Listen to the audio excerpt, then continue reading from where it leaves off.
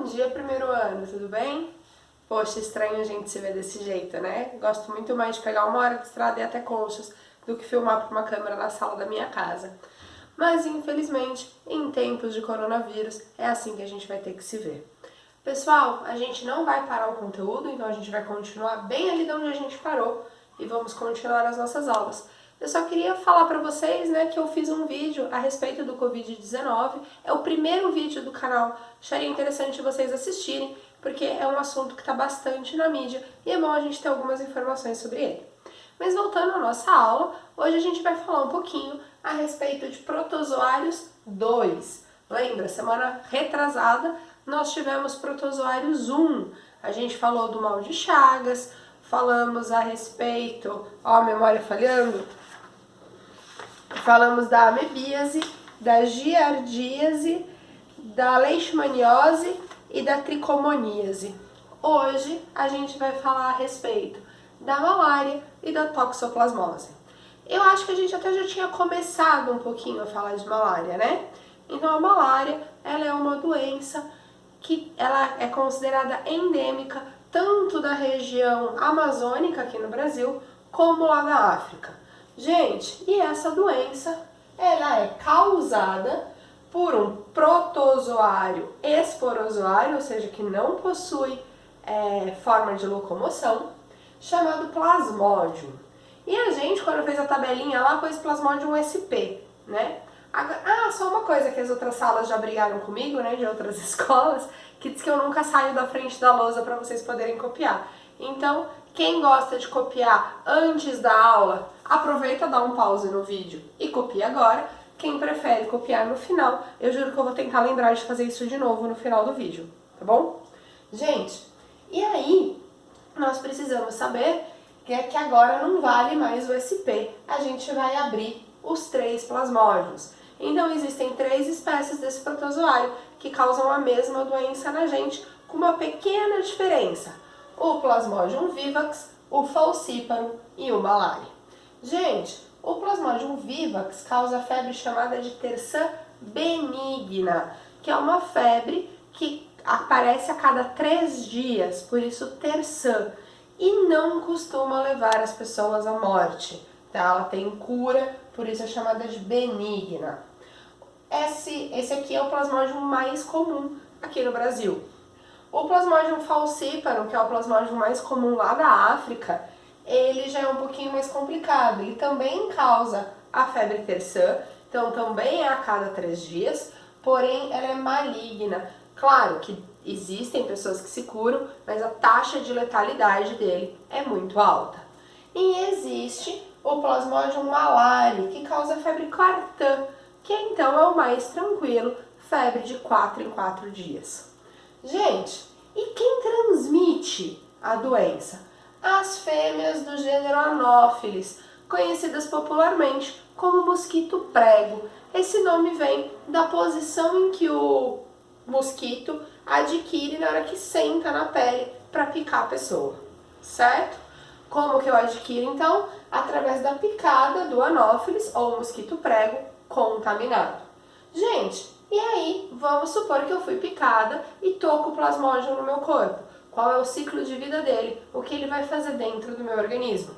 Então a gente tem que num primeiro momento, né, ele caiu na corrente sanguínea, ele vai até os hepatócitos. Quem são os hepatócitos mesmo? As células do fígado. Lembra que hepatite, inflamação do fígado, hepatologista, quem estuda o fígado, então hepatócito, a célula do fígado. Então, lá nas células do fígado, ele vai fazer reprodução assexuada. E quando ele faz esse tipo de reprodução, ele vai liberar uma segunda forma chamada merozoítos. E os merozoítos vão infectar as nossas hemácias, ou glóbulos vermelhos, né, as células do sangue. Lá dentro das hemácias, agora estamos do lado de cá, lá dentro das hemácias a gente tem mais um pouquinho de reprodução assexuada. E aí ele vai encher a hemácia de protozoários e quando isso acontece, as hemácias se rompem. O tempo de reprodução é determinado e é por isso que a gente tem que as febres acontecem de 3 em 3 ou de 4 em 4 dias. é o tempo do ciclo de vida do protozoário. E aí, neste momento em que as hemácias se rompem, rompem várias hemácias juntas, afinal o ciclo de vida está acontecendo juntinho. E aí, quando eles se rompem, eles liberam uma forma chamada gametócito e também liberam hemozoína, que é uma substância tóxica que faz mal para o nosso corpo. E aí nós temos, gente, que esses gametócitos vão ser sugados pelo mosquito prego que vier te picar de novo. E aí agora esse mosquito prego está contaminado. Os gametócitos vão cair no sistema digestório dele e lá no intestino vão se formar, vão se transformar em gametas. Gameta feminino, gameta masculino, se juntam, a gente tem a reprodução sexuada. E aí, quando acontece isso, forma uma larvinha que vai migrar para as glândulas salivares do mosquito e desta forma infectar alguém que entre em contato com esse mosquito, né? Alguém que seja picado por este mosquito. Agora, vamos lembrar um pouco? A gente falou que tem que saber a diferença de hospedeiro definitivo e hospedeiro intermediário. O que é mesmo o hospedeiro definitivo? O hospedeiro definitivo é o hospedeiro no qual o protozoário realiza a reprodução sexuada. O hospedeiro intermediário é aquele no qual o protozoário realiza a reprodução assexuada. Então, neste caso, o hospedeiro definitivo... O hospedeiro definitivo... eu não marquei na lousa. Então, tudo bem, marca aí. O hospedeiro definitivo é o mosquito e o hospedeiro intermediário somos nós. Afinal, na gente só acontece reprodução assexuada, enquanto que no mosquito acontece reprodução sexuada. Tudo bem? Todo mundo lembra disso?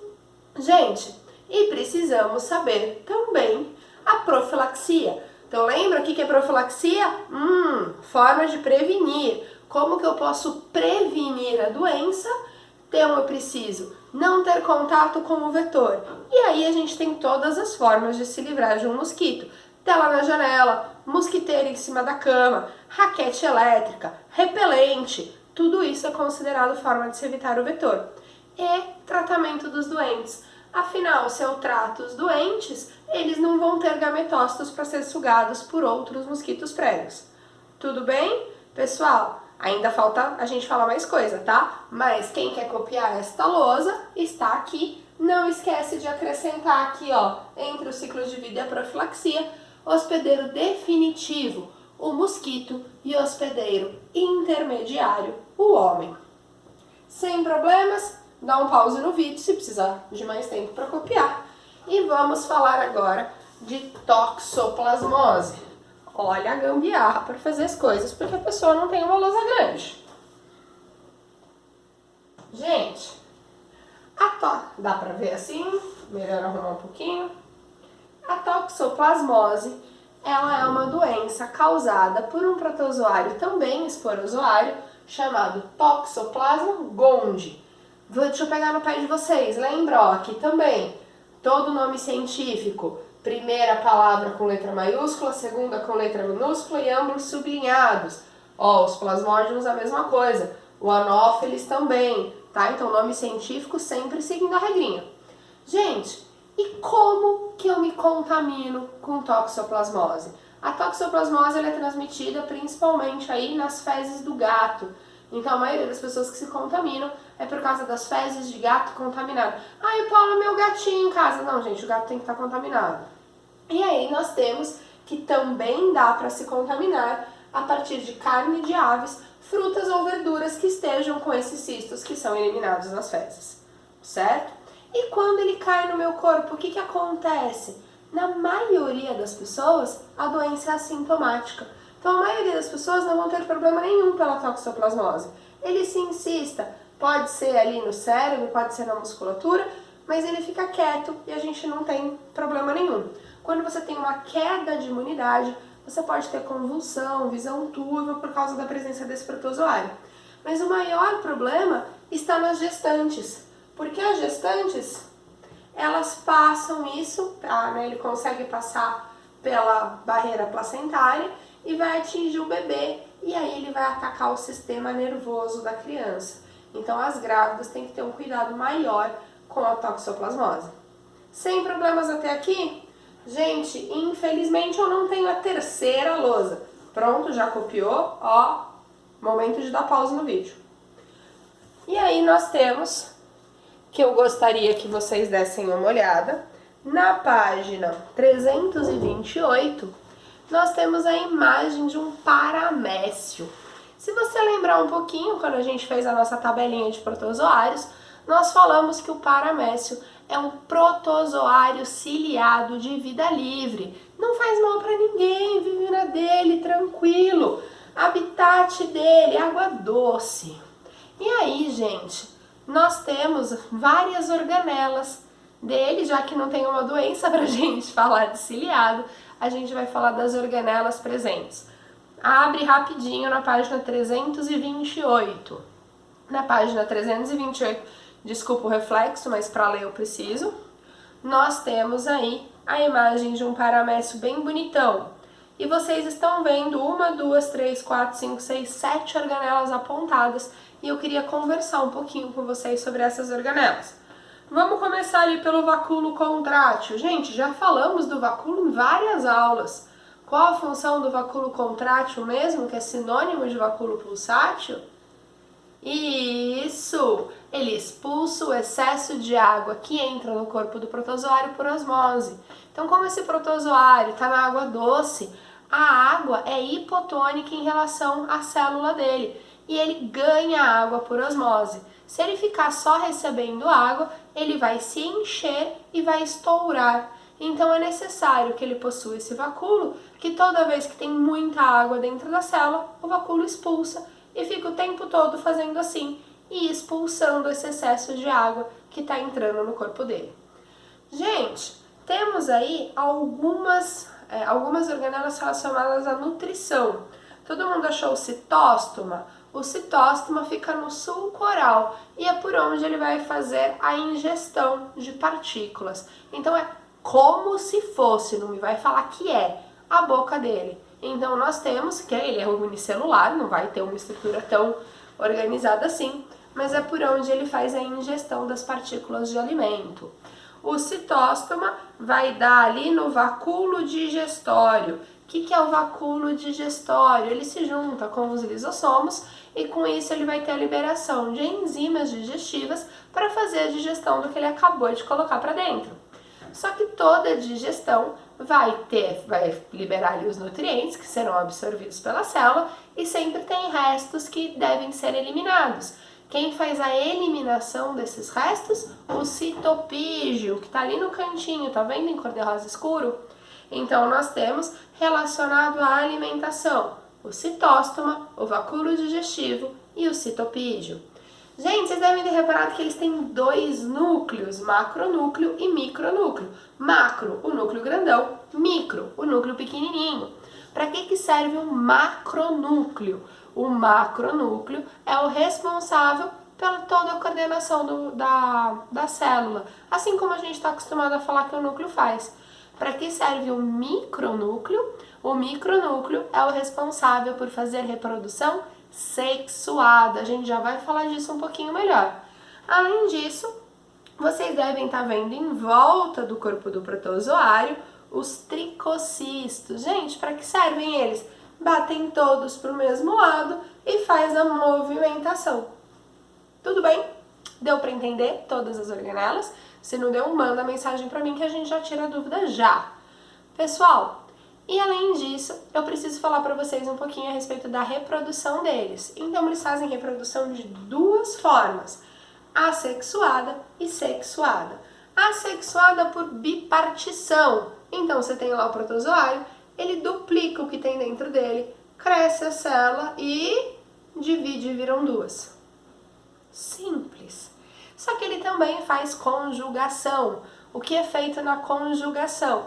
Dois protozoários vão fazer fusão de parte do citoplasma, duplicar seus micronúcleos, trocar micronúcleos e se separar. Aí os micronúcleos se fundem, então agora eles têm material genético dos dois. E aí eles fazem bipartição para dar origem aos novos protozoários. Sem problemas? Deu pra entender? Gente, a nossa aula de hoje é essa, tá? Então a gente precisava aí falar desses 3 protozoários que ficaram faltando e eu gostaria de pedir para vocês fazerem os exercícios da página 330 e 331, tá? Exercícios de 1 a 6. Não é para me entregar, você não vai ter que enviar esses exercícios para mim, mas é a forma de você estar estudando. Faz já, porque a 1h da tarde eu vou te mandar o gabarito desses exercícios.